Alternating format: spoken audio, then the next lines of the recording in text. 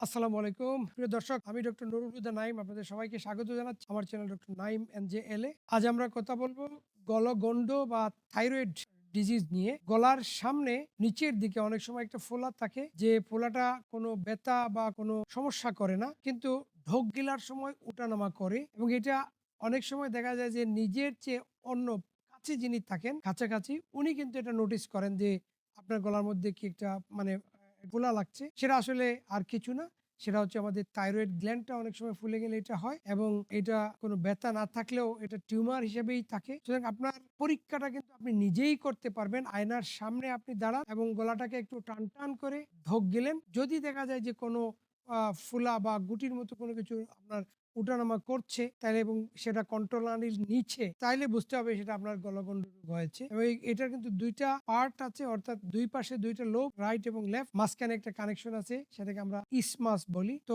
যে কোনো একটা লোবে হইতে পারে, ডানে হইতে পারে, বামে হইতে পারে এবং মাঝখানেও হইতে পারে। তো এরকম ফোলা যদি থাকে এবং আপনি ঢোক গিলার সময় উঠানামা করে এটা বুঝতে পারেন, দেখতে পারেন, তাহলে অবশ্যই আপনাকে কয়েকটা পরীক্ষা করে রাখতে হবে। হঠাৎ কথাটা এমন না যে আপনি এটা হইলেই আপনাকে অপারেশনে যেতে হবে। আপনাকে কিছু পরীক্ষা করতে হবে।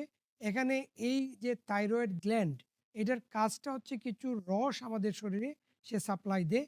এবং এই রসটা কম হইলেও আপনার মানে গলগণ্ড হইতে পারে বা ফুলতে পারে, বেশি হইলেও অনেক সময় ফুলে, এবং কোনো কোনো ক্ষেত্রে কম বেশি না নর্মাল রেঞ্জে থাকলেও কিন্তু গলগণ্ড বা থাইরয়েডের টিউমার হইতে পারে।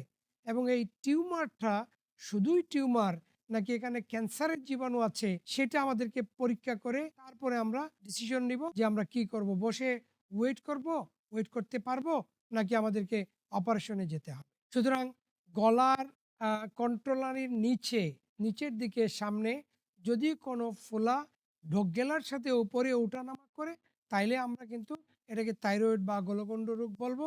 এবং এটা আমরা বিলম্ব না করে প্রাথমিক পর্যায়ে যাতে রোগটা ধরা যায়, এই জন্য আমরা ডাক্তারের শরণাপন্ন হব। অনেকেই কিন্তু যেহেতু কোনো ব্যথা বা কোনো কষ্ট দেয় না, সেই কারণে কিন্তু ডাক্তারের কাছে আসতে বিলম্ব করেন। মনে রাখবেন, এই গলগণ্ডটা ছোট থাকলেও কিন্তু 1 সেন্টিমিটারের নিচে থাকলেও অনেক সময় সেখানে ক্যান্সারের জীবাণু থাকতে পারে। সুতরাং এই ক্যান্সার আছে কিনা সেটা পরীক্ষা করার জন্য আমরা ডাক্তারের শরণাপন্ন হব। ডাক্তার ২-৩টে পরীক্ষা দিবেন, এরপরে আমরা সিদ্ধান্ত নিব আমরা কি করব। সবাইকে অনেক অনেক ধন্যবাদ। ভালো থাকুন, সুস্থ থাকুন। সালাম আলাইকুম।